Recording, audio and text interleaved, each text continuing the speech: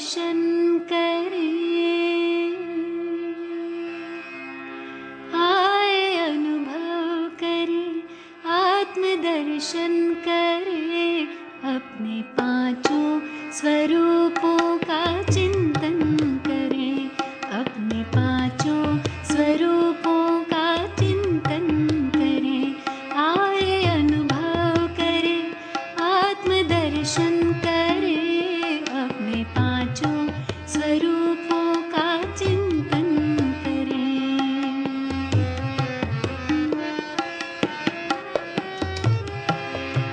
अनादि रूप रच कर तन भान तज कर, अनादि रूप रच कर तन भान तज कर, परम धाम चल दे स्मृतियों से सज कर। प्रभु पास आकर किरण में नहाकर, उनसा बने यादों में हम समा कर। स्नेह से कल्प तरु का सिंचन करें, आए अनुभव करें, आत्मदर्शन करें, अपने पांचों स्वरूपों का चिंतन करें।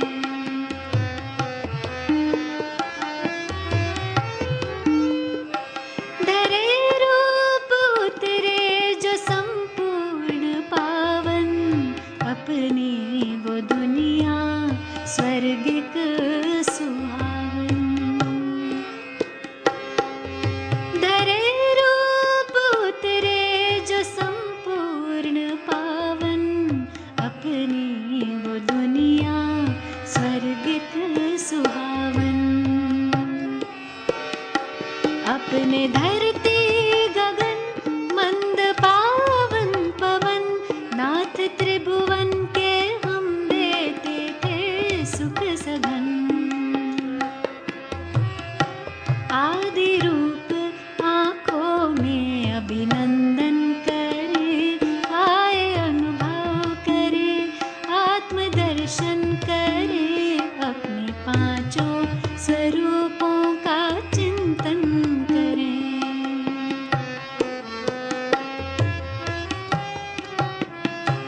देखें द्वापर में मंदिर में पूजा हुई, देखें द्वापर में मंदिर में पूजा हुई, पूज हम ही तो हैं वो न दूजा कोई।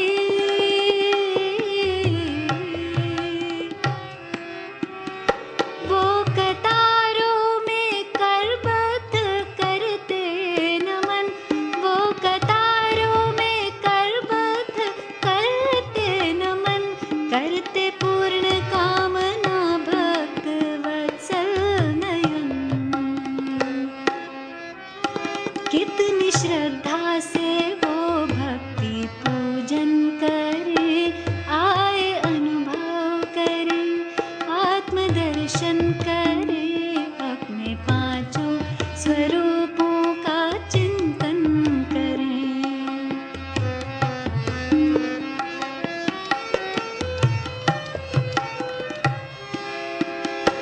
चलते चलते काल चक्र जो पूरा हुआ,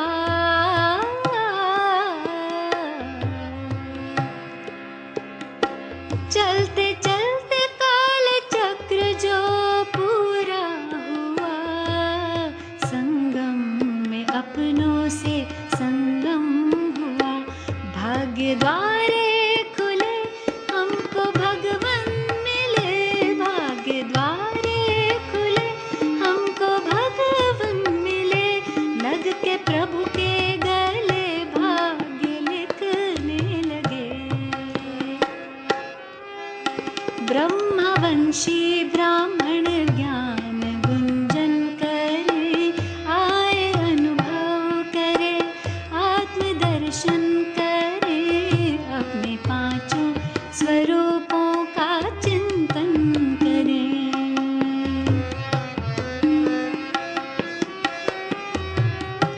कर तपस्या विदेही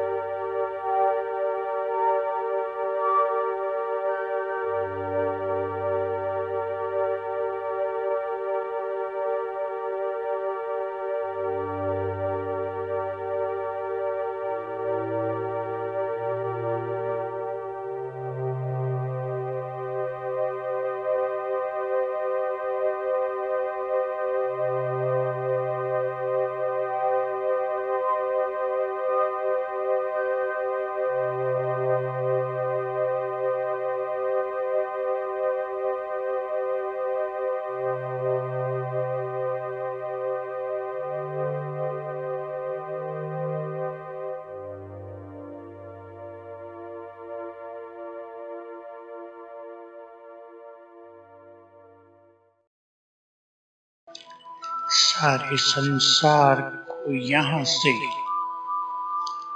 बहुत पावरफुल वाइब्रेशंस मिले।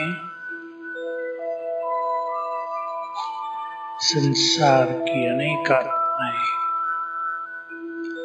हमारे वाइब्रेशंस की इंतजार कर रही हैं। इस जिम्मेदारी को याद रखते हुए पहले हम 5 स्वरूपों का अभ्यास करेंगे। मैं चमकती हुई मणि, स्वराज्य अधिकारी, मस्तक सिंहासन पर विराजमान हूँ।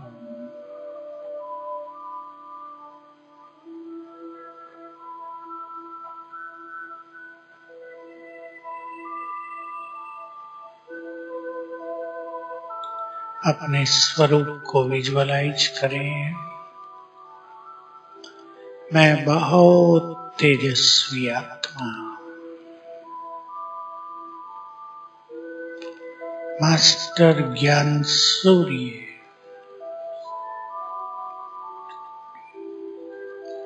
ईश्वरीय शक्तियों से भरपूर,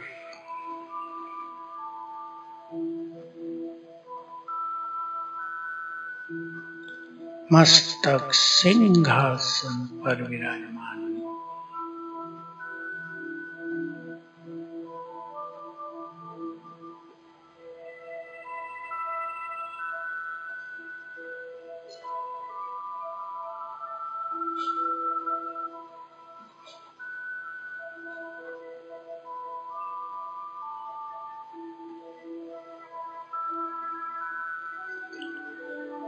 मैं मन, बुद्धि, संस्कारों की मालिक,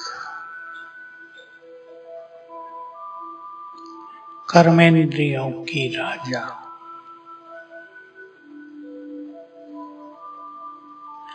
इस देह की मालिक हूँ।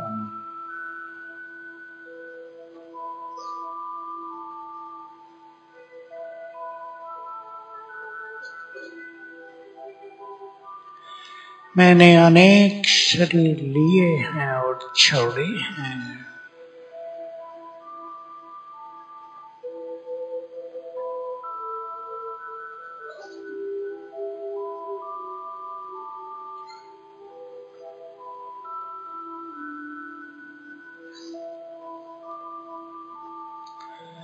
कुछ क्षणों के लिए फील करें, देह लोप हो गई,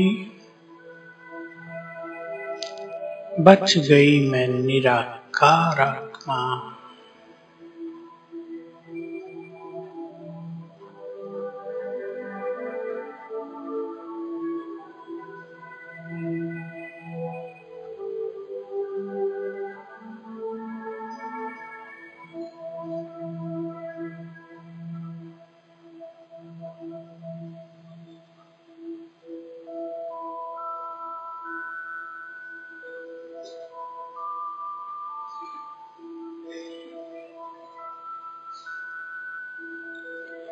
मुझसे निकली हुई किरणें दूर दूर तक फैल रही हैं।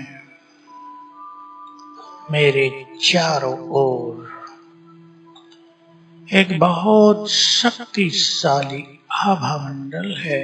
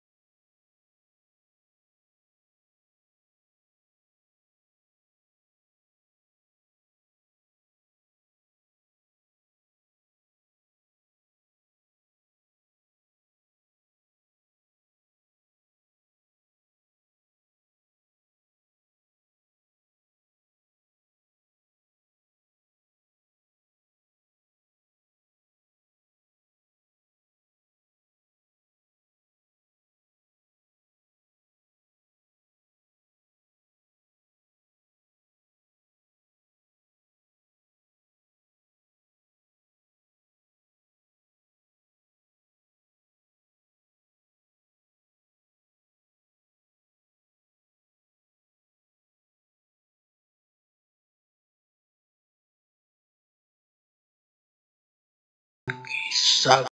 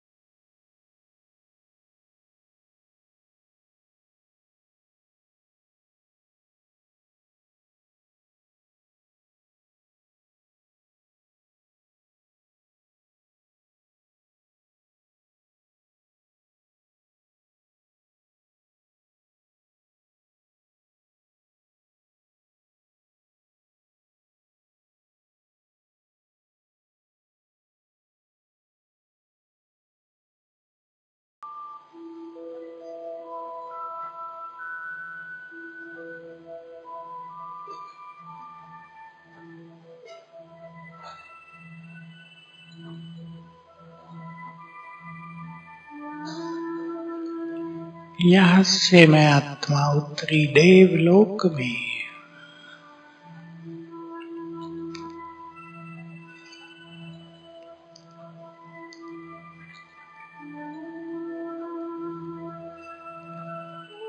देव स्वरूप में।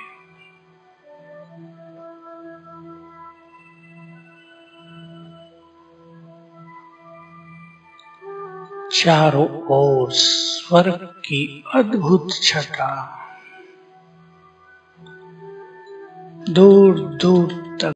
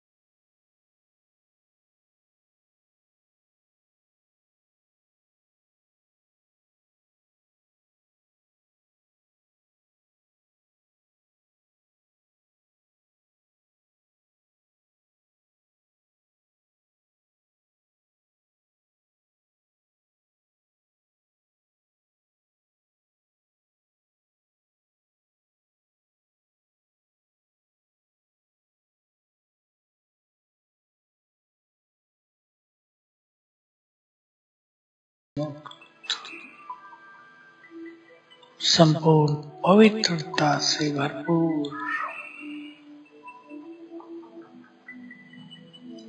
परमात्म संदेश वाहक इस संपूर्ण प्रकृति का मालिक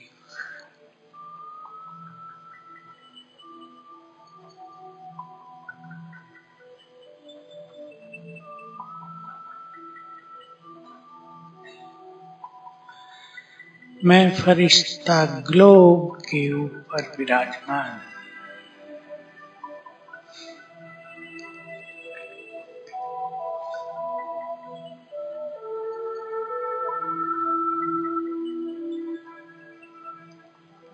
परम धाम में पवित्रता के सागर शिव बाबा जो सद्गति दाता हैं, पतित पावन हैं,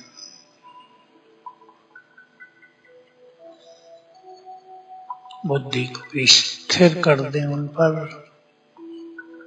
महाज्योति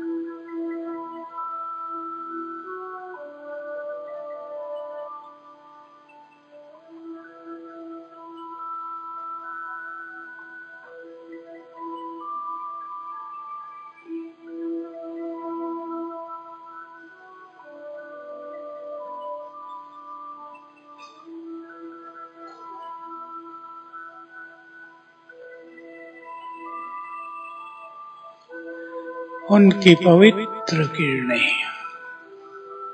मुझ पर पड़ रही हैं,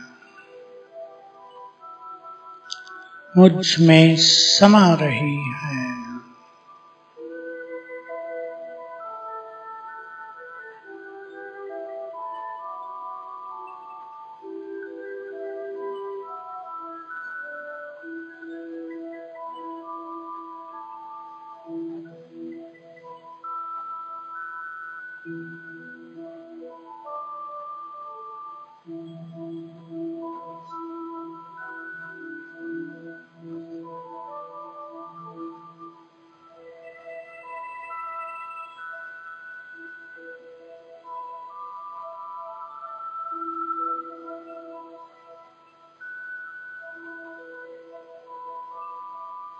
मैं प्रकृति का मालिक बाबा की पवित्र किरणें मुझ में समाकर चारों ओर फैल रही हैं। संपूर्ण प्रकृति इन्हें ग्रहण कर रही है।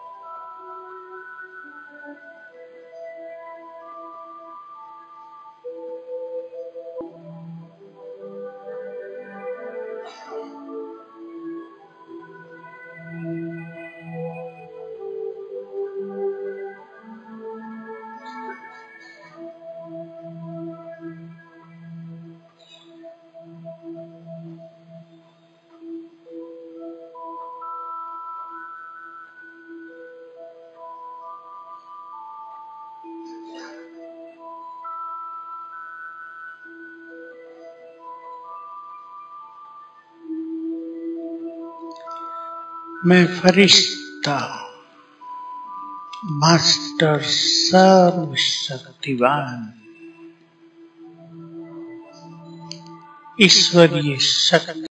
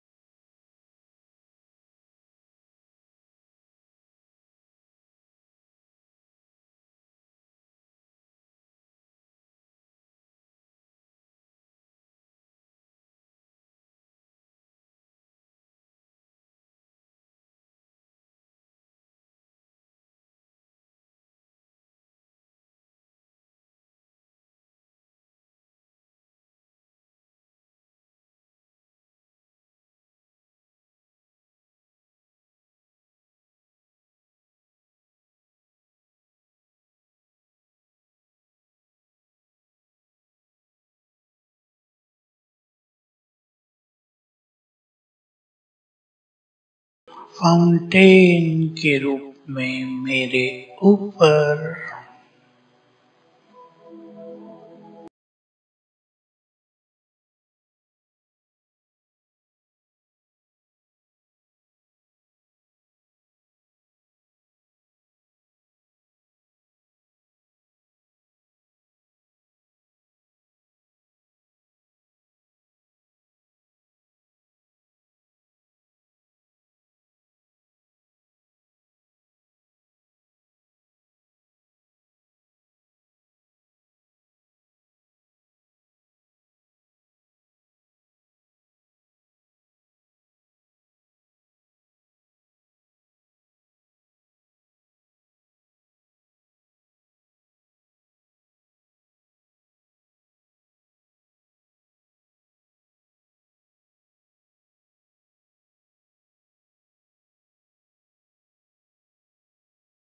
और फैल रही है, सभी के दुखों को समाप्त कर रही है, सभी को निर्भय बना रही है।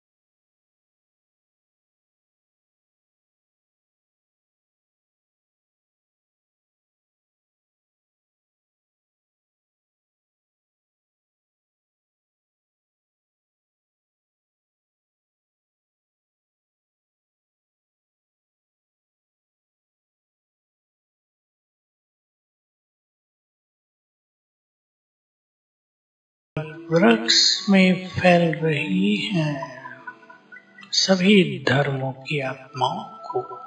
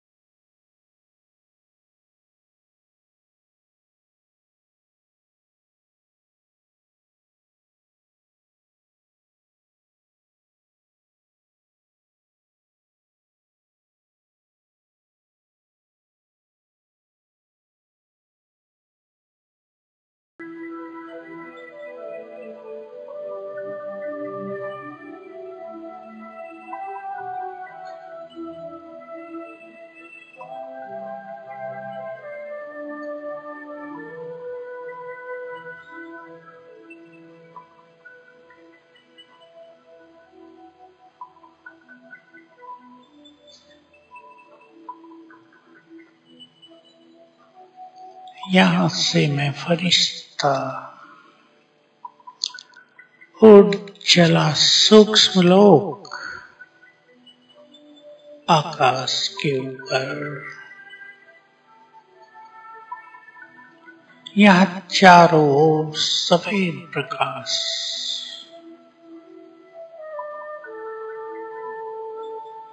सामने बाप दादा अपने बहुत तेजस्वी स्वरूप में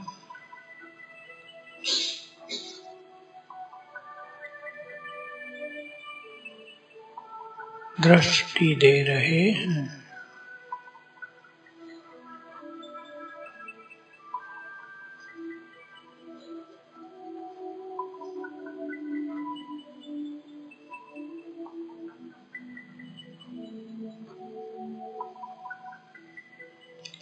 अपनी दुआओं का हाथ मेरे सिर पर रख दिया है।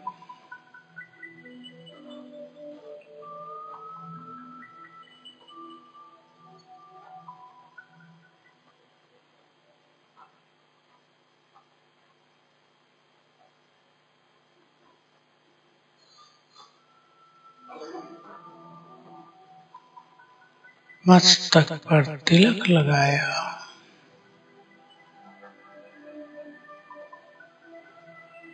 और वरदान दिया, बच्चे निर्विघ्न भव।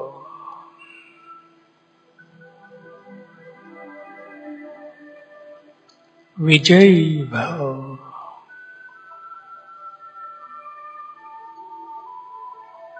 सफलता मूर्त भव।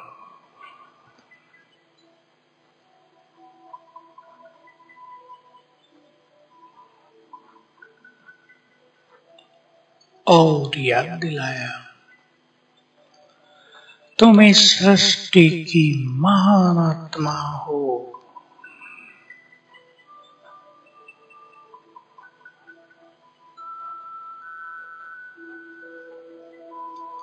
तुम्हें सारे संसार के दुखों को हरना है।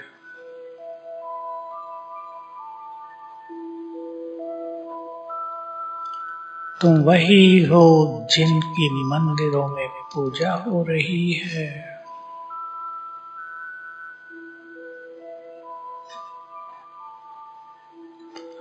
तुम इस संसार के लिए वरदान हो।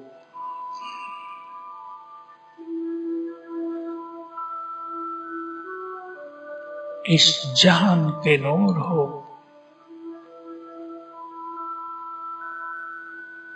राज ऋषि हो। पवित्रता की देवी हो।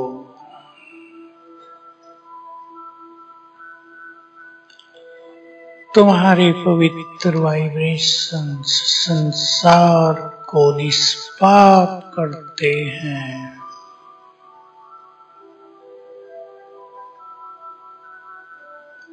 तुम्हारा जन्म ही महान कार्यों के लिए हुआ है।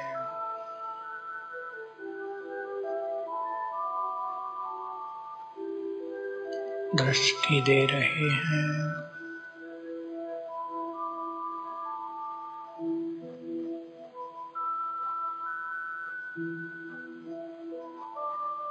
और दृष्टि लेते हुए हम आत्मा बनकर उड़ चले परम धाम।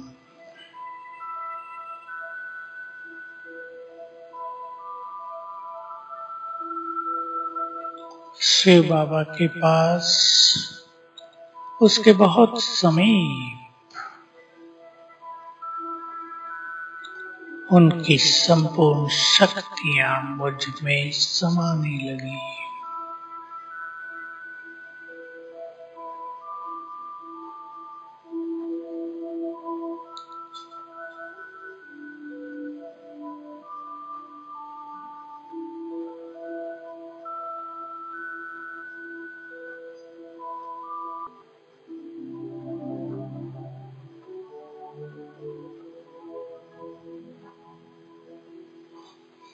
मैं वापिस अपनी देह में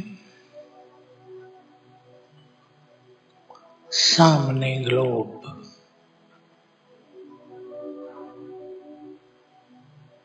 मैं विश्व कल्याणकारी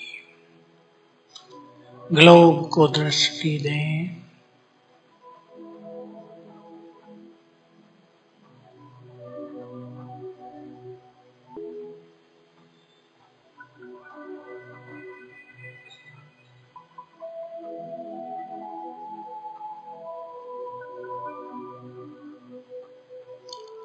संकल्प कर दें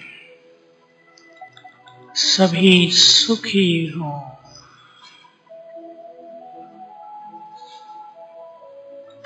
सबका कल्याण हो।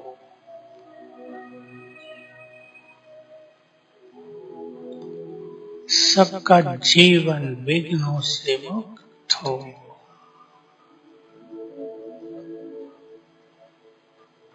सब निरोगी बने।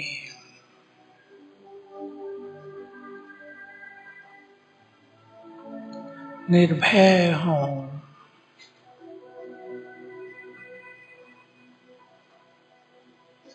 सभी परमात्मा अधिकार प्राप्त करें।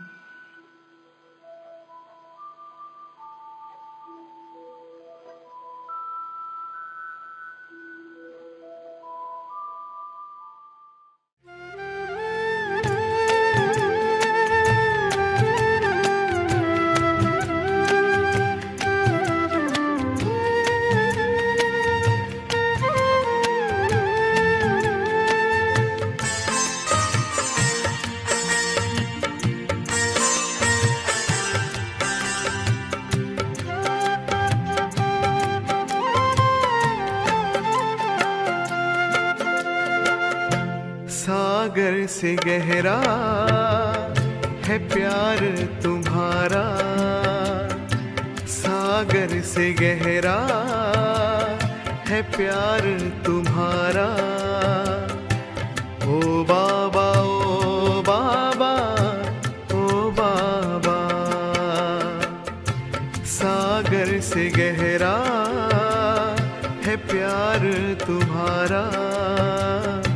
ओ बाबा ओ बाबा ओ बाबा,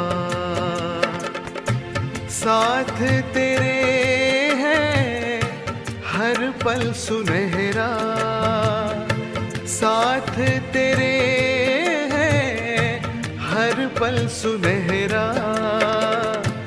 ओ बाबा दिल ने पुकारा, ओ बाबा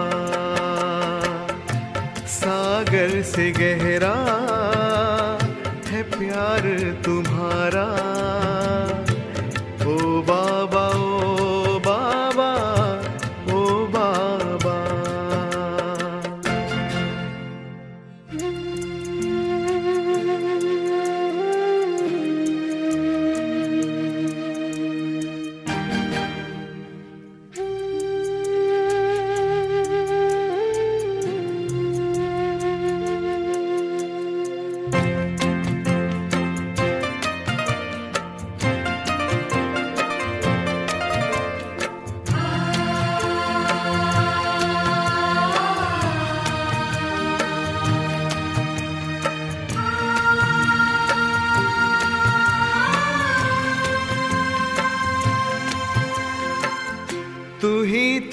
सबका दिल वाला, तू ही तो है सबका रखवाला।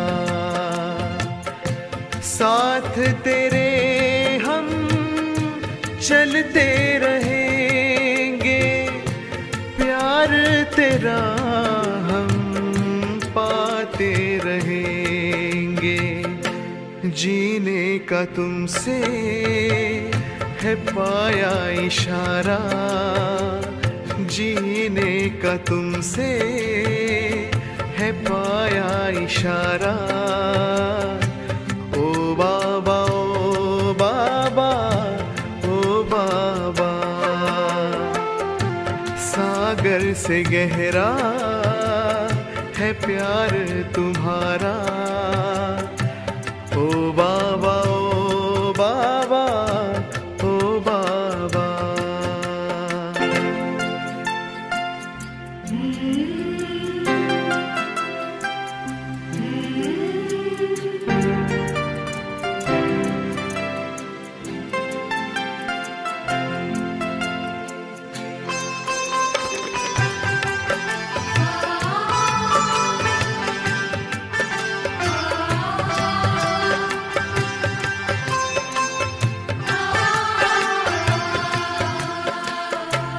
गुलशन में छाई हरियाली, तेरी कृपा से है खुशहाली। मधुबन में खुशबू तेरे दम से, घर घर शांति प्रभु तुम ही से। पल पल जो पाए तेरा सहारा, पल पल जो पाए तेरा सहारा। ओ बाबा ओ बाबा ओ बाबा, सागर से गहरा है प्यार तुम्हारा। ओ बाबा ओ बाबा ओ बाबा, साथ तेरे है हर पल सुनहरा। ओ बाबा दिल ने पुकारा, ओ बाबा सागर से गहरा है प्यार तुम्हारा। ओ बाबा ओ बाबा ओ बाबा।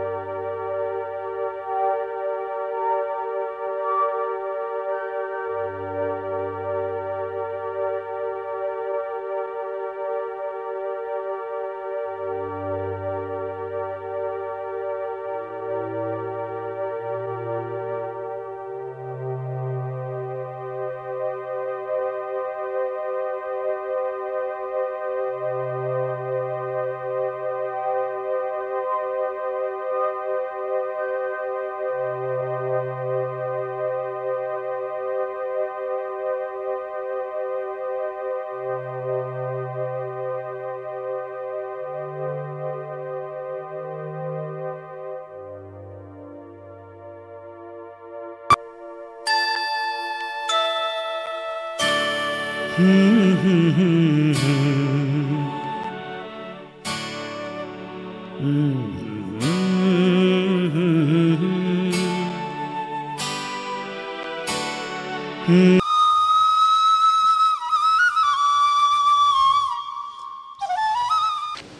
शांति। प्यार से बोला, थोड़ा और अच्छी तरह से बोलो। तो आप सबको देख करके, सब जींद का उनका मालूम नहीं था, नेपाल का मालूम नहीं था, कितना बड़ा ग्रुप नेपाल वाला भी आ गए हैं, परंतु आए हैं भगवान के घर में अपना भाग्य लेकर के। ये मैं मानती हूँ कि अपना भाग्य लेकर के हम आते हैं। जैसे मेहमान भी आते हैं ना घर में, समझो खाना हमने अपने परिवार के लिए पकाया और ऊपर से कोई आ गया, तो घर वाले सोचेंगे मेहमान आ गया ऐसा विशेष, तो अपना खाना छोड़ करके थाली उसको दे देंगे, वो खाना खाएगा। तो हम अंदर समझेंगे भाई दाने दाने के ऊपर खाने वाले का नाम लिखा हुआ है। खाना बनाया आपने अपने परिवार के बहाना से, परंतु कोई विशेष व्यक्ति आ गया तो अपना पेट का भोजन निकाल करके भी आप उनको खिलाते हो। उसने बनाया हुआ आपका उन्होंने प्रेम सिखाया, तो क्या हुआ, उसका उस भोजन के ऊपर पहले ही नाम लिखा हुआ था, तभी आपके थाली पर पहुंच गया, आगे नहीं आया पीछे नहीं आया। भाग्य होता है। तो आप भी भगवान के घर में अपना अपना भाग्य लेकर के आए हो, इसलिए मैं मानती हूँ आप सब पद्मा पदम भाग्यशाली आत्मा हो। आप अपने भाग्य को अभी नहीं जानते हो, थोड़ा समय धीरे धीरे आपको पता लगता जाएगा कि कैसे हम भाग्यशाली हैं, क्यों भाग्यशाली हैं, क्या यहाँ बातें मिलती हैं और क्या विशेष राज है जो आज मैं आपको सुनाने जा रही हूँ। आपको अगर निश्चय में आ गया तो समझो आपका भाग्य का सितारा चमक उठा, अगर आपके निश्चय में आ गया तो। क्योंकि मैं हिस्ट्री ऐसी सुनाती हूँ, ऐसी आत्मा की सुनाती हूँ जिसका सारे चक्कर के अंदर, सृष्टि चक्कर के अंदर विशेष पार्ट है।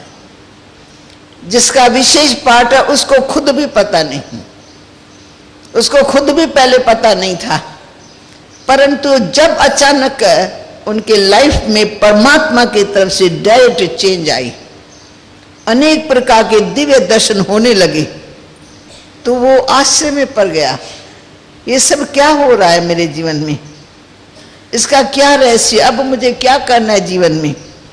नित्य नई नई बातें, नित्य नई नई बातें उसके जीवन में आने लगी। तो जरूर उसका भी अंदर संकल्प चलेगा, क्योंकि हैदराबाद सिंध में, मैं हिस्ट्री यहाँ से शुरू कर देती हूँ, मेरा लौकिक घर हैदराबाद सिंध में हुआ। सिंध देखा किसी ने? मैं नहीं समझता एक कोई सिंधी भाई होगा, चलो 2-3 है, 5 ही है, चलो ये भी सिक्किलदी है जो सिंध देख करके आए हैं। तो हैदराबाद सिंध में जहाँ बाबा रहते थे, मेरा घर बाबा के घर के पास में था। तो बाल्यावस्था में 10, 11, 12 साल की उम्र में हम बाबा के घर में बच्चों के नाते से जाते आते रहते थे। जब कभी कोई उच्च कोटि का गुरु आ गया, बहुत बड़ा सत्संग हुआ, तो हम चले गए। जब बाबा दान धर्म करते थे बाबा के घर में कन्याओं के लिए, तो कन्याओं के मौके पर कन्या बन करके भोजन भी खा करके आ गए। ऐसे हर रोज कभी गीता का सत्संग, कभी कोई महात्मा आ गया उसका सत्संग, तो हम उसमें शामिल हो जाते थे। मालूम नहीं था, पर बाबा के घर आने की रीत ऐसी थी, सब सात्विक स्वभाव के थे, भक्ति मार्ग में रंगे हुए थे, भगत थे पक्के। उसकी स्त्री, उनकी बहुआं 2 बहन, भाभी, ये सब जैसे भक्ति मार्ग में पक्के थे, सत्संगी। तो बाबा के घर में आए दिन साधु महात्माओं का आना होता ही रहता था। तो मैं भी जाती रही थी, पर तब तो कुछ पहचान थी नहीं। बाबा को किसी ने कहा था, 2-3 ज्योतिषियों ने कहा था, लखीराज बाबू आपके हाथ के रेखाओं से हमें ये अनुभव होता है कि आप जब 60 साल की उम्र में आएंगे तो आप एक महान व्यक्ति प्रसिद्ध हो जाएंगे।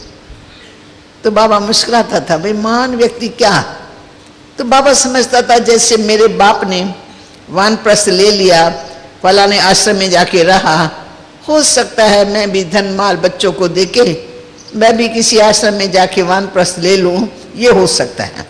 ये बाबा के दिमाग में आता था।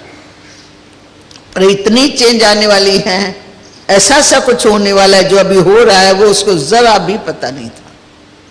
तो बाबा कृष्ण के भक्त थे, गीता के बहुत प्रेमी थे, और हैदराबाद सिंध में घर था, लेकिन बिजनेस हीरे जवाहरातों का कलकत्ता में था।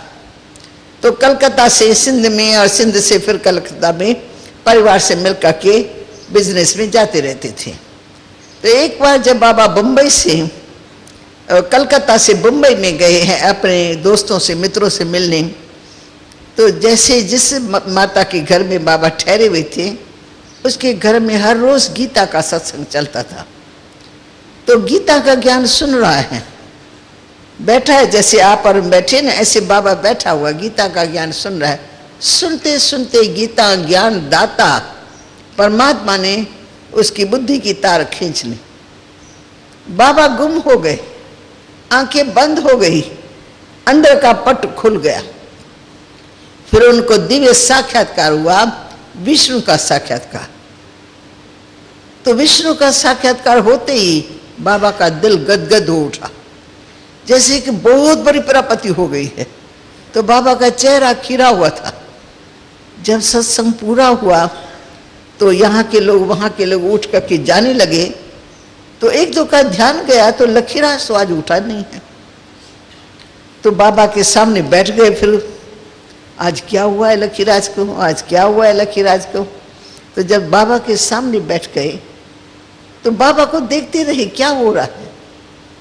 अचानक बाबा की आंख खुली तो जिस किसी के ऊपर दृष्टि पड़ी, जैसे मेरी आंख अचानक आपके ऊपर पड़ी, आपके ऊपर, आपके ऊपर, तो जिस किसी के ऊपर दृष्टि पड़ी ना, वो सामने वाला व्यक्ति भी ध्यान में चला गया। उसको भी बाबा के द्वारा दिव्य दर्शन होने लगा। बाबा को डायरेक्ट परमात्मा से हुआ, बाबा की दृष्टि से उनको हुआ। इधर हुआ, उधर हुआ, उधर हुआ, उधर हुआ, तो सारी सभा, छोटी सी सभा, बात फैल गई। सब एक दो को देखने लगे क्या हो रहा है। फिर बैठ गए। घर में कोई नहीं गया। आज लखीराज बाबू ध्यान से जब उठेगा हम पूछेंगे आज क्या हुआ, पहले तो कभी ऐसा हुआ नहीं था। तो बस जैसे बाबा की दृष्टि परी सबके ऊपर, सबको विशेष विशेष अनुभव हुआ। तो लास्ट में जब बाबा बिल्कुल होश में आ गए, ध्यान टूटा, तो सभी ने कहा बाबा हम आपके लिए इंतजार में बैठे हैं। बाबा आज आप कहाँ चले गए, आप सभा में नहीं थे, आप कहीं गुम हो गए, आपने क्या देखा हम सुनना चाहते। बाबा ने कहा आज का दिन आप छोड़ दो, मैं बोलना नहीं चाहता हूँ, आज का दिन छोड़ दो, कल मैं सुनाऊंगा। उन्होंने कहा नहीं नहीं बाबा हम तो आपके मुख से अभी सुन करके जाएंगे, शार्ट में सुना, पर सुनेंगे जरूर क्या हुआ। फिर बाबा ने बताया आज अचानक ही मुझे ऐसे विष्णु भगवान का साक्षात्कार हुआ, और साक्षात्कार के बाद मुझे विष्णु के द्वारा एक वरदान मिला, अहम विष्णु तत्त्वम। तत्त्वम कह के विष्णु का स्वरूप गुम हो गए। अभी मेरा सोच चल रहा है कि साक्षात्कार तो मैंने किया, पर तत्त्वम का क्या अर्थ, भगवान ने ये वरदान मुझे कैसे दिया, इसका क्या रहस्य है। अब मैं एकांत में जाकर के इसके ऊपर मनन चिंतन करूंगा, भगवान से बातें करूंगा, भगवान मुझे इनका रहस्य बतावे। तो सभी ने बाबा की दृष्टि में एक विशेष शक्ति का अनुभव किया। साधारण दृष्टि नहीं थी, जैसे लखीराज बाबू की साधारण दृष्टि होती है ना। अभी आप सब बैठे साधारण स्थिति में, कोई भी विशेष नहीं है जिसके लिए मैं कभी इसकी दृष्टि में तो बहुत बड़ी शक्ति है। तो उस समय सारी सभा में वो विशेष दृष्टि से शक्तिशाली में। तो फिर बाबा ने मुंबई में अपने मित्र संबंधियों को अपना अनुभव सुनाया, मुझे आज ऐसा अनुभव हुआ। फिर बाबा उन्होंने छुट्टी लेकर के एकांत के लिए किसी पहाड़ी पर चला गया। वहां भी बाबा को नित्य नए नए अनुभव होने लगे। अचानक अचानक अचानक जैसे किसी की लॉटरी खुल जाते हैं ना, ऐसे बाबा को नित्य नए नए अनुभव हो रहे हैं। फिर जब बाबा हैदराबाद सिंध में आए तो घर वाले ने, बहुओं ने, सबने देखा बाबा तो बदल के आया है, बाबा बाबा नहीं लगता है, बाबा की दृष्टि बाबा जैसी नहीं है, पता नहीं बाबा को क्या हो गया है। थोड़ा थोड़ा सुना दूर बैठे, पर देखने और सुनने में फर्क होता है। जब बाबा आता है तो ऐसे लगता है जैसे कोई फरिश्ता आ रहा है। पहले तो मुंबई से आते थे, बड़े पोतरों के लिए, दोतरों के लिए बड़े बड़े बॉक्स ले आते थे, स्वीट के, फ्रूट के, सूखे फ्रूट के। बच्चों को बहुत प्यार करते थे, खुश करते थे। अभी बाबा इस बारे कुछ भी नहीं लेके आए। तो कई निशानियां मिल गई तो बाबा बिल्कुल बदल गया है।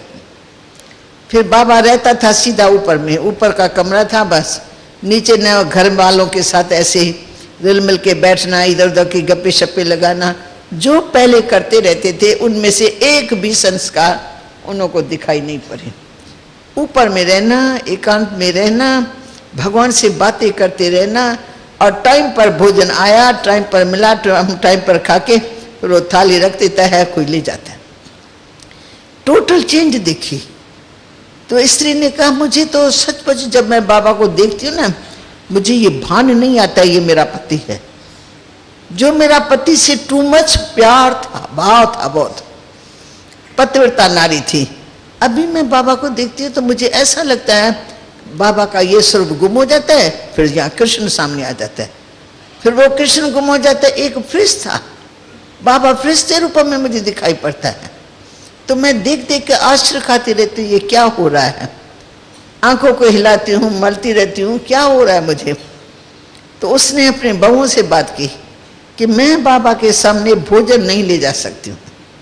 बाबा के दो दो रूप मुझे दिखाई पड़ते हैं, बाबा बदला हुआ मुझे दिखाई पड़ता है। मैं भोजन किसको खिलाऊं। मैं मूंझ गई हूँ। बहू को कहती थी तुम ले जाओ, बेटी तुम ले जाओ, मैं नहीं ले जाती हूँ। वो कहते मम्मी जो अनुभव तुमको होता है वो हमको भी होता है, हम भी बाबा को बाबा के रूप में नहीं देखते। बाबा बिल्कुल चेंज है, परंतु क्या बाबा को होता है हम मिलकर के बाबा से पूछेंगे। तो जो लौकिकता में व्यवहार था उससे सारे व्यवहार में चेंज आ गई। न पति पत्नी का संबंध, न बेटे और बाप का संबंध, न बहू और ससुर का संबंध, कुछ भी नहीं। अब बाबा न्यारा और प्यारा होता जा रहा है। एकांत में रहना, मनन चिंतन करना, लिखना, सारा टाइम लिखने पढ़ने का, ऐसा जैसे कोई शक्ति लिखा रही है। कलम ऐसे करता है, लिखता जाता, लिखता जाता, लिखता जाता। बाबा को भी वंडर लगता है कौन सी शक्ति है जो मेरे को कुछ दे रही है, दे रही है। और मैं लिखता हूं तो लिख लिख करके कागज खड़ा कर देता हूं, पर परिचय नहीं था कौन सी शक्ति क्या कराने चाहती है। फिर बाबा एकांतवास के लिए किसी हिल स्टेशन पर चले गए। वहां भी बाबा को नित्य नए नए अनुभव, नित्य नए नए अनुभव। फिर बाबा हैदराबाद में आकर के बनारस में चले गए। बाबा की भागीदार की कोठी थी, बहुत बड़ा बाग था वहां पर।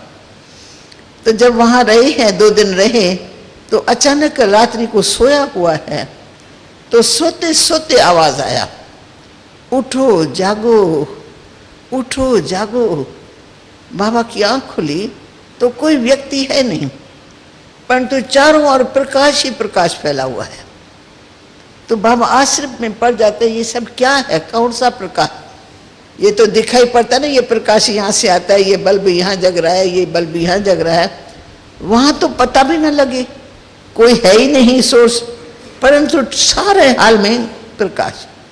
फिर बाबा दरवाजा खोल करके बाहर बगीचे में चला जाता। रात्रि का समय, रात्रि को 12-1 बजे की बात का। फिर एक बगीचे में स्थान था, वहां बैठ गया। बैठे बैठे फिर परमात्मा ने उसको दिव्य दृष्टि दे दी। शरीर से गुम हो गए और दिव्य दृष्टि मिल गई। अब दिव्य दृष्टि में क्या देखा, क्या देखा कि ये कलयुगी सृष्टि, उनका महाविनाश हो रहा है। इतने मर रहे, इतने मर रहे हैं, तो को काट रहे हैं, मार रहे हैं। बहुत ही जैसे सिविल वार में क्या क्या होता है, हिंदू मुस्लिम सिख ईसाई सब आपस में लड़ रहे हैं, झगड़ रहे हैं। दर्दनाक नजारा देखा। स्त्रियों की लाज लुटाई जा रही है, बच्चों को पटक रहे हैं। घबरा गया बाबा, इतना बड़ा विनाश। फिर थोड़े समय के बाद देखता है कुदरती आपदा आ रही है, कहाँ बाढ़, का भूकंप, का आग, का तूफान, का भूखापन, सूखापन, इसमें मनुष्य मरते डूबते जलते जा रहे।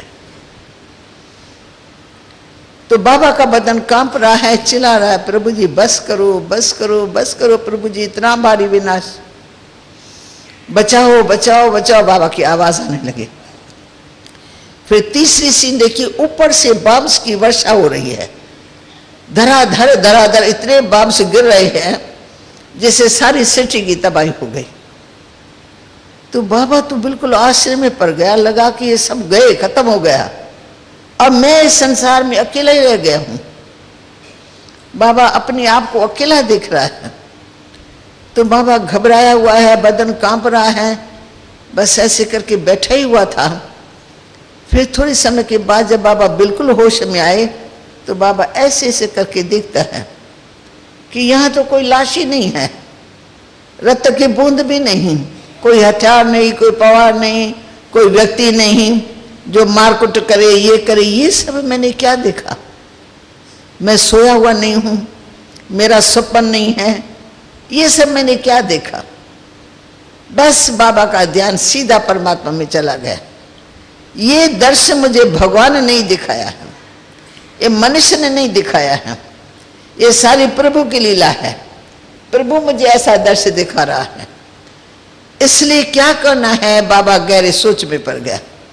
कुछ भी बाबा को अच्छा नहीं लगता है, न खाना, न पीना, न सोना। ये तीनों चीजें अपने शरीर के लिए बहुत जरूरी होती है।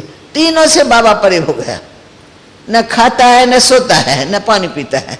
बस जैसे बाबा फरिश्ता बन गया। कुछ समय तक नए नए अनुभव ऐसे विनाशकारी बाबा को होते रहे।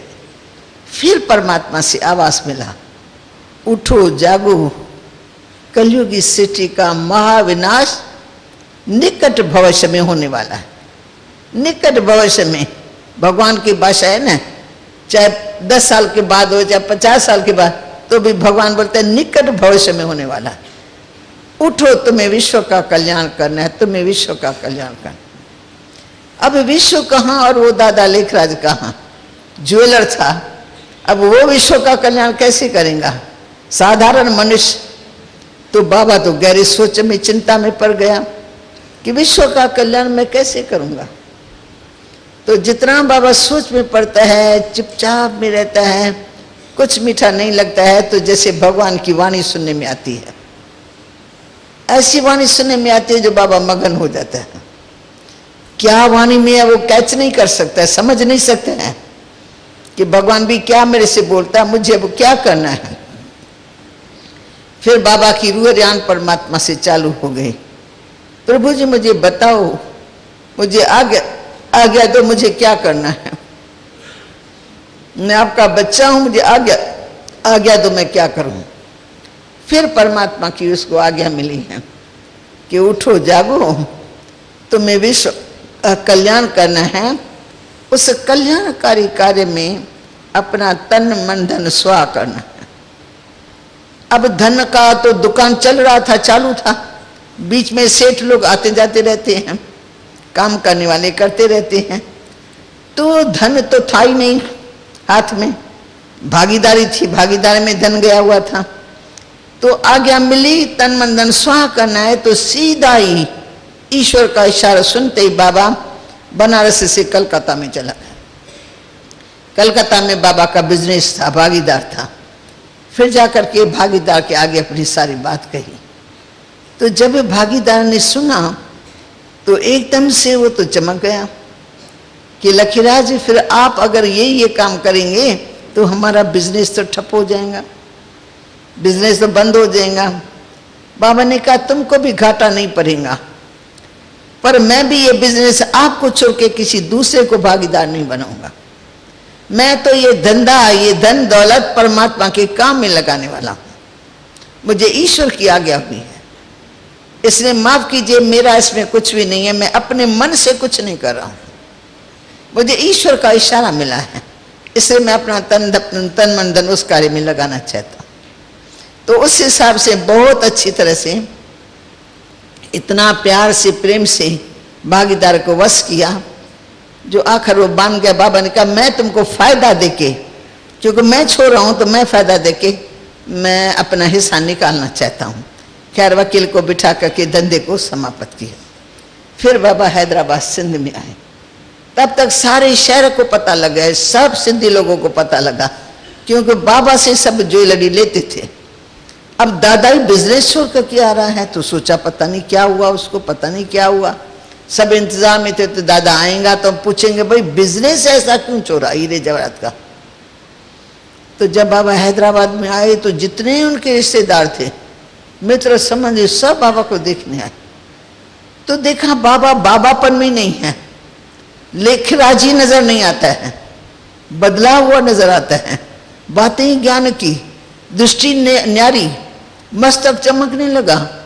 तो सभी बाबा को देख करके आश्चर्य खाने लगे, भाई ये तो कोई विचित्र बात आ गई है, इसकी जीवन ही चेंज हो गई है, अब ये धंधा कैसे करेगा इस हालत में। तो हैदराबाद का धंधा वहां से छोड़ करके हैदराबाद में आया।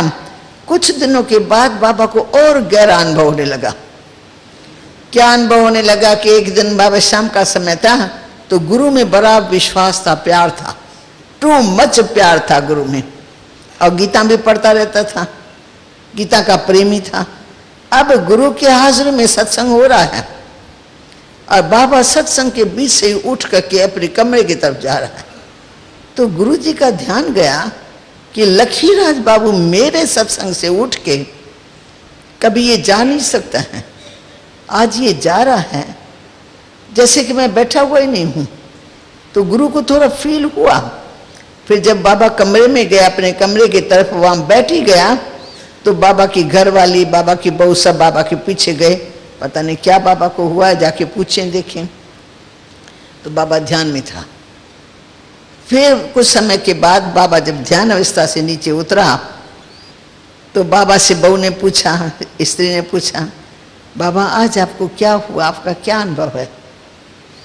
तो बाबा ने कहा, तो मुझे कलयुगी सिटी का महाविनाश तो मैंने देखा कुछ समय पहले बनारस में, पर आज मुझे आने वाला संसार कैसा होगा, सतयुगी संसार कैसा होगा, लक्ष्मी नारायण की राज दरबार कैसी होंगी, वो सुंदर दृश्य, रतन जड़ते महल, सुनहरी महल, सब देवी देवताएं, देवी देवताएं, देवी देवताएं, बस ऐसा सुखमय संसार देखा। फिर मुझे भगवान ने आज्ञा दी, ऐसा सुखमय संसार तुम्हें बनाना है। अब बाबा को मीठी चिंता लगे, मैं ऐसा संसार मैं कैसे बनाऊंगा। फिर बाबा से बातें करता है, बाबा हमको प्रभु बताओ ऐसा सुखमय संसार मैं कैसे बनाऊंगा। फिर धीरे धीरे परमात्मा अब इसको ज्ञान देना शुरू करता है। पहले ज्ञान था ही नहीं, गीता पढ़ता रहता था, जैसे आप और हम भी पढ़ते रहते होंगे। बहुत ऐसे भाई होंगे जो गीता के प्रेमी होंगे, जो गीता पढ़ते रहते, वो जरा हाथ उठाएं, बड़ा हाथ उठाओ। माताएं नहीं पढ़ती है क्या? है, पर थोड़ी थोड़ी है। अच्छा, तो जैसे सत्संग में बाबा जो प्रेमी गीता रोज पढ़ने वाला, अब गीता वाला ज्ञान डायरेक्ट परमात्मा उसको देने लगा। बाबा ऐसे बैठते हैं तो बाबा सुन रहा है कि कोई मुझे सुना रहा है कि लखीराज तुम लखीराज नहीं हो, ये तुम्हारे देह का नाम है। तुम अजर अमर अविनाशी आत्मा हो, तुम चेतन ज्योति हो, तुम देह से न्यारे हो। अपन को आत्मा समझो, मैं आत्मा हूं, मैं आत्मा हूं, मैं ज्योति स्वरूप हूं, मैं शुद्ध स्वरूप हूं। उठो जागो, सबको जगाओ, सबको बतलाओ सब आत्माएं हैं, सबको रियलाइज कराओ सब आत्माएं हैं। बस ये पाठ बाबा को पक्का हो गया। फिर बाबा के सामने स्त्री आती है, बहू आती है, बेटी आती है, सबको बिठा के पूछता है। जसोता धर्म पत्नी वो आई है। बाबा पूछते हैं, जसोता तुम अपने आप को जानती हो कौन हो? तो वो बेचारी घबराई हुई कहती, बाबा मैं तो जसोता ही हूं। बाबा ने कहा, ये जसोता तो तेरे देह का नाम है, तुम जसोता नहीं हो। देह में विराजमान तुम अजर अमर अविनाशी आत्मा, तुम चेतन ज्योति हो। आज से लेके ये पाठ पक्का करो, मैं आत्मा हूं, मैं आत्मा हूं, मैं आत्मा हूं। जिस किसी को देखो आत्मा की दृष्टि से देखो। बहू को भी पाठ पक्का कराया, बेटी को भी, बहन को भी, सब। तो घर में आत्मा का पाठ तो प्रैक्टिकल में पक्का हो गया। सब एक दो को रूहानी दृष्टि से देखने लगे। आंखें बंद थी, कभी रूहानी दृष्टि से देखते थे क्या, फलानी आई है, फलानी है, फलाने घर की आई है, फलानी बहू है, फलानी बेटी, ऐसे। अब हमारी रूहानी दृष्टि खुल गई, वो इतनी अच्छी खुली जो सब ये कलम लग गया। हर एक ने अपने अपने घर में ये बात सुनाई। घर से और आने लगे, और आने लगे, तो एक बड़ी भारी सभा जल्दी जल्दी इकट्ठी हो गई। फिर बाबा कुछ समय के बाद फिर बाबा कश्मीर में चला गया, तो वहां जाकर के भी बाबा कुछ समय एकांत में रहना है, तो धराधर से बाबा का ज्ञान मिलने लगा। बाबा वहां से पत्र लिख करके भेजता था, पत्रों में शक्ति, पत्र कोई पढ़े तो उसको भी शक्ति मिले, निज ज्ञान आत्मा का। तो यहां से कलम चालू हो गया, नित्य परमात्मा की पराई बाबा को मिलने लगी।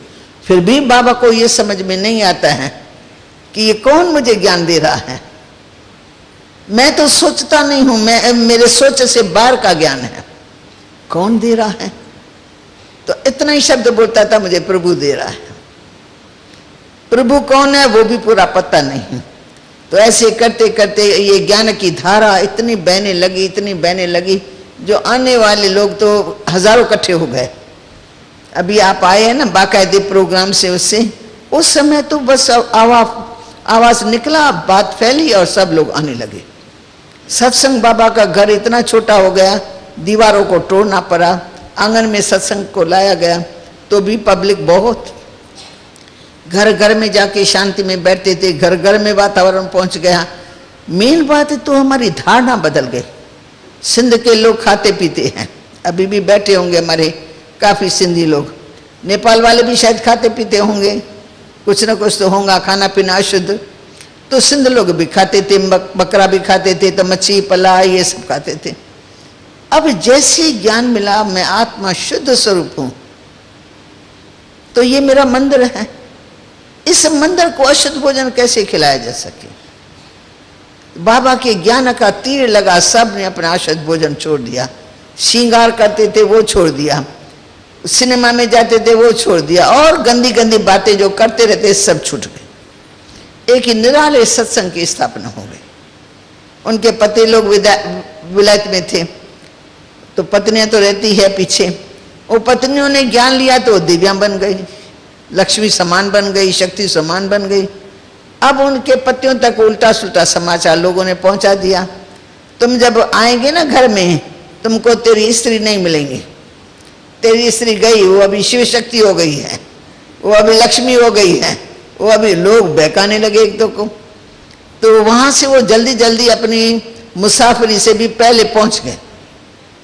देखा बरोबर प्लेन पर हम आ रहे हैं, और मेरी स्त्री व्हाइट कपड़े, जेवर भूषण है नहीं, और एक देवी बनकर के आई है। वहीं उनको गुस्सा लगना शुरू हुआ, मेरी स्त्री कैसे बदल गई। मैं इतना दूर से आया हूं तो इनको तो श्रृंगार करके आना चाहिए मेरे सामने। तो वो उनको देखी तो उसको गुस्सा मन में कि लोगों ने ठीक ही कहा, पर वो आत्मा शुद्ध हो गई, उसका तो उन्होंने अनुभव नहीं किया। अंदर दृष्टि गई ने बाहर दृष्टि गई। फिर तो बड़ा भारी हंगामा कर दिया उन लोगों ने जो बाहर से आए हुए थे। घर घर में घोटाला मच गया, आने जाने के लिए मना होने लगी। और हम लोग जो शुद्ध खाना खाते थे ना, उसमें अशुद्ध खाना मिलावट कर डालते थे घर में। अब हमको वैराग आने लगा, ऐसा खाना किस काम का। हम बना के रखते तो भी ये कुछ ना कुछ मिलावट कर देते हैं, हमारे व्रत को भंग करने के लिए, हमारी शुद्धि को खत्म करने के लिए। परंतु जिनकी लगन होती है वो कैसे भी करके अपनी संभाल भी करते हैं और साधना भी करते हैं। माँ बाप को हमारे त्याग तपस्या का पता लग गया। मरेंगे मिटेंगे, लेकिन भोजन वो शुद्ध खाएंगे। जरा भी हम मिलावट करते तो हमको कुदरती आवाज आता था, हम खाते ही नहीं थे। यदि ये क्या, इनको किसने बताया, ये कैसे हो रहा है सब। मतलब ईश्वरी जादू था। हमारी अंदर की शुद्धि हो गई, हमको सब अंदर से पहुंच जाता है। इन्होंने आज ये किया, इन्होंने आज ये किया, इन्होंने आज ये किया है। ऐसे करते करते 1 साल 1.5 साल तो बहुत हंगामा सारे शहर में हो गया, क्योंकि सबकी नारियां देवियां बन गई। आज ही अनुभव करो, आप आए हो और आप देवियां बन के यहाँ से जाओ पवित्र बन के, तो घर वाले थोड़ा देखेंगे कि बरोबर इनमें चेंज आई है। वो कह के सुनो सबकी पर करो नहीं, सुनो भले पर करो नहीं, बनो नहीं। तो आप जान सकते हो कोई कच्चा कोई पक्का, कोई पक्का होता है तो उसको खुदा भी न बदल सके। तो ऐसा हमारा काम चलता रहा। फिर हैदराबाद से बाबा को, कराची में बाबा के ऐसे बच्चे थे, अन्य बच्चे थे, उन्होंने बाबा को हंगामे को देख करके कराची में निमंत्रण दे दिया। तो सारी संस्था शिफ्ट होकर के कराची में जाए। फिर हम लोग कराची में गए, जिनको पेरेंट्स से चिट्ठी मिली, छुट्टी मिली। फिर हम जब से गए ना, तब से फिर हैदराबाद तो छोटा शहर था ना, हंगामा सहज ही हो जाता था। कराची तो बहुत बड़ा शहर था, वहाँ कोई हंगामा कर न सके। किल्टन के ऊपर बंगले मिले थे 3-4, जहाँ बच्चों को भी रखा गया, बहनों को भी, माताओं को भी, कन्याओं को अलग अलग। और बाबा को तो परमात्मा का था आवास, परमात्मा ने उसको निमित्त बनाया, पर कौन उसको हटा सकता है। तो बाबा में निर्भयता की शक्ति, ईश्वर में विश्वास कि ईश्वर ने मुझे निमित्त बनाया है, तो ये बंदे क्या करेंगे, मेरा क्या बिगाड़ सकते हैं। तो जो ईश्वर का डायरेक्शन मिलता था वो बाबा सबको देता था। सतयुग आना है, आज मैं आपको भी दे रही हूं, सतयुग आना है और कलयुग, आवाज तो दो, जाना है, वो हृदय से नहीं निकलता है।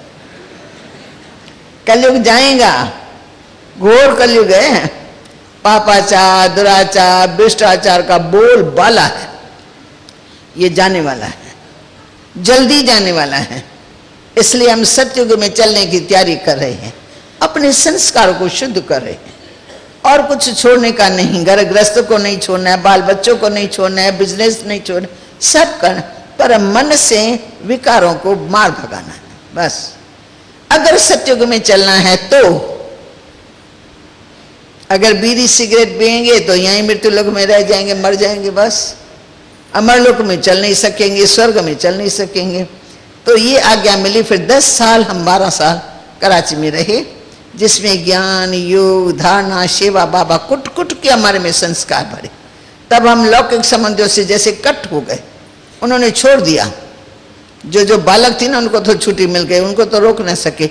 छोटी छोटी बच्चों ने माँ बाप को बहुत प्यार से सेवा करके उनसे चिट्ठी लिखवा ली, चिट्ठी लिख करके दी। फिर हम भी निसंकल्प होकर कराची में रहने लगे। फिर तो हमारी दिनचर्या बड़ी सुंदर, ज्ञान योग की धारणा, इतना वायुमंडल अच्छा, रात दिन हमारी तपस्या भी चलती थी। मम्मा और बाबा ने प्यार बहुत दिया, रूहानी सच्चा प्यार, जो दिल से लगता है कि रूहानी प्यार देके हमारी आत्मा के संस्कारों का चेंज किया। ऐसा सच्चा मित्र कहाँ मिलेगा। फिर 10 साल के बाद फिर हमारे जो पेरेंट्स थे ना, वो 10 साल के अंदर नाराज रहे। फिर धीरे धीरे कराची में हमको देखने के लिए आए। तो जो परिवार देखने के लिए आया तो रहा हमारे बीच में, हमारी सारी दिनचर्या देखी, हमारा सारा ज्ञान सुना। तब तक लोगों ने उनकी बुद्धि को भरमाया था, तुम्हारी बच्ची गई सो गई, अब वो ऐसी हो जाएंगी, साधुनी हो जाएंगी, तुमको छोड़ देंगी, वो ये उल्टी उल्टी बातें। तो हमारे माता पिता भी डरे हुए थे। जब वहां के देखा तो एकदम आंखें खुल गई। हमारी बच्चियां क्या क्या सीख रही है, कितना इनको अच्छा ज्ञान मिलता है। फिर बाबा से माफी मांगी, भाई हमने गालियां दी, हमने बहुत पाप कर्म किया, अब हम माफी मांगते हैं। आप अभी इन बच्चों को, कभी कभी हमारे पास हमारी दिल होती है सारे परिवार को फिर से हमारी बच्ची मिलने के लिए आ जाए, तो आप उनको थोड़ी छुट्टी दो। बाबा ने कहा छुट्टी है बच्चों को, कभी मना नहीं की जाती है, सेवा के लिए कभी बच्चों को मना नहीं है। फिर वो जब आए हैं ना लौट करके, तो सारे रिश्तेदारों में फैला दिया कि बहुत अच्छी संस्था, बहुत अच्छा काम, बहुत अच्छी जीवन, ये लोगों ने बहुत बहकाया था। फिर हम उनके बाद दोबारा जब आए हैं तो उनकी अच्छी तरह से रह करके सेवा की। सेवा के बाद हमारे पेरेंट्स में भी जागरूकता आ गई। फिर माँ भी ज्ञान में चलने लगी, बहन भी ज्ञान में चलने लगी, भाभी भी ज्ञान में चलने लगी, तो सब रिश्तेदार आने लगे। फिर ऐसे करते करते फिर उन्होंने निमंत्रण दिया कि आप कैसे भी करके हमारे पास, हमारे बीच में रह करके हम स्थान लेकर के देते हैं, यहाँ बैठ के ज्ञान का प्रचार करो और जो रिश्तेदार है उन सबको जगाओ, साल 2 साल हमारे पास, हमारे निमंत्रण पर रहो, सारी शहर की सेवा करो, फिर आप आते जाते रहो। फिर हम लोगों ने ऐसा किया। तो सेवा करते करते कितने सेवा केंद्र खुल गए। दिल्ली में हम गए तो दिल्ली में सेवा केंद्र खुला, अजमेर में गए तो अजमेर में खुला, जयपुर में गए तो जयपुर में खुला, अमृतसर में, अहमदाबाद में, बॉम्बे में, सब जगह फिर सेवा केंद्र खुलने लगे। तो जहाँ सेवा केंद्र खुलेगा वहाँ के भाई तो चाहेंगे ना, भाई खोल करके दादी चली गई, अब हम प्यासे, हमको अमृत चाहिए, हमारे निमंत्रण पर 2 बहनें रहनी चाहिए, हम सब खर्चा करेंगे, हमारे पास आनी चाहिए। फिर सेवा के लिए हमारे को बाबा से छुट्टी लेके मंगाया और फिर वहीं रखा। जब से गए ना तब से फिर लौट करके आए नहीं, सेवा ही सेवा कर रहे हैं, कौन छुट्टी देंगे हम लोगों को। तो विश्व का कल्याण करने के लिए बाबा ने ये सेना, रूहानी सेना तैयार की और शिव बाबा ने आज्ञा दी, तुम्हें विश्व का कल्याण करना है, तुम्हारे को ये काम करना है। ईश्वरी आज्ञा का पालन करके हम सब सेवा के लिए निकले और सेवा करते करते करते इतने सेंटर खुल गए। आज कितने सेंटर है, बहुत सारे सेंटर, सारे भारत में तो क्या, पर विदेश में भी हमारे सेवा केंद्र है और 60-70 हज़ार तो बहनें हैं समर्पण, जो बहनें चारों ओर सेवा कर रही है। दिन प्रतिदिन बहनों की वृद्धि भी हो रही है और आने वालों की वृद्धि। इतने बड़े बड़े स्थान बाबा ने पहले ही बता दिया था। बच्ची अभी तो छोटा सा तुम्हारा मकान है, जब बाबा साकार में थे बहुत छोटा मकान था, ऊपर में जाएंगे देखेंगे, पर वरदान बहुत बड़ा मिल गया था। जो ये देख रहे ना, ये वरदान में है। बच्ची आगे चल करके तुम्हारे बहुत बड़े बड़े मकान बनेंगे, बड़े बड़े हाल बनेंगे और बच्चे बहुत आएंगे, तुमको रहने का, खाने का प्रबंध देना पड़ेगा। बाबा बच्चों के सिवाय बोलता नहीं था शब्द, बच्चे बहुत आएंगे, बच्चे बहुत आएंगे। तो बाबा ने आप सब आत्माओं का आह्वान किया हुआ है, उस आह्वान के फल स्वरूप आप यहाँ पहुंचे हो। तो हमको बाबा का आवाज भी याद आता है और आपका प्रत्यक्ष रूप देखते हैं तो वो भी याद आता है। ये तो बाबा ने पहले ही बताया था। तो आप बहुत भाग्यशाली आत्माएं हैं जो बाबा के घर में आए हैं और बाबा ने ही पहले याद किया है, आपको तो पता ही नहीं। भगवान तो त्रिकालदर्शी हैं, उसने पहले ही बताया कि ऐसे ऐसे होगा। पहले झाड़ छोटा होता है, फिर बढ़ते बढ़ते झाड़ बहुत वृद्धि को पाएगा, फिर संसार की सब आत्माएं आएंगी और जब आएंगी तो रहने का स्थान तो होगा नहीं, फिर हम सब चले जाएंगे ऊपर में परम धाम में। तब तक विनाश की भी कंप्लीट तैयारी, तो शरीर छूटेंगे, हम आत्मा ऊपर जाएंगे। तो ये है स्थापना का राज। तो ये जो बाबा ब्रह्मा का नाम है वो दादा लेखराज नाम था, 5 बच्चों का बाप था। देखते देखते देखते देखते बहू थी 2 और बच्चे थे, 1-2 बेटी और भी थी, एक बड़ी एक छोटी, और बाकी तो सारा परिवार था। भाई के बच्चे तो बाबा पालना करते रहते थे। अब बाबा में जो चेंज आई तो सारा परिवार का परिवार सरेंडर हो गया, तन मन धन सहित परिवार सहित बाबा सरेंडर होकर इस काम में लगे। तो सारी फैमिली भी इस ज्ञान में, स्त्री बहू बच्चे सब इस ज्ञान में चल पड़े। कितने सालों तक वो सब जीवित रहे हैं और हम लोगों के साथ मददगार बन के रहे हैं। बहुत लंबी हिस्ट्री है, मैं तो 1 घंटे में शॉर्ट में आपको सुना लेती हूँ, फिर मैं जो जरूरी बात है वो सुनाने चाहती हूँ। तो ये जो बाबा का नाम था ना दादा लेखराज, तो दादा लेखराज का नाम जब शिव बाबा ने गुप्त में प्रवेश किया शिव बाबा ने, मालूम ब्रह्मा को भी नहीं था, तो ब्रह्मा नाम भी नहीं था इनका, दादा लेखराज था। परमात्मा की तरफ से इसको नया जन्म मिला, नया जन्म मिला, नया नाम मिला, नया काम मिला। नया नाम क्या मिला? तुम प्रजापिता ब्रह्मा हो, नए जगत के लिए, सत्युगी सृष्टि के लिए निमित्त हो, रचने के लिए। तुमको सारी सृष्टि का पिता बन के सारी सृष्टि को जगाना है, तुम्हें विश्व का कल्याण करना है। काम तो बहुत बड़ा परमात्मा ने सौंप दिया। वो परमात्मा का काम बाबा करता रहा, बहुत सारा दिन रात। बाबा नींद बहुत कम करते थे, 11 बजे सोते थे, 1 बजे 2 बजे उठ खड़े हो जाते थे। सारा टाइम लिखता पढ़ता रहता है, फलानों को जगाओ, फलाने को जगाओ। हम बच्चों को रोज बाबा ताड़ना करता था, फलान जगह जाओ, फलान जगह जाओ, उनको जगाओ, उनको जगाओ। तो ये सारी सेना तैयार करके बाबा ने सब जगह भेज दिया। तो बाबा का नाम प्रजापिता ब्रह्मा है। उसने अपने आप के ऊपर नाम नहीं रखा। मनुष्य कैसे रखेगा इतना बड़ा नाम? काम तो करे ना कोई। ये तो बाबा ने काम किया है।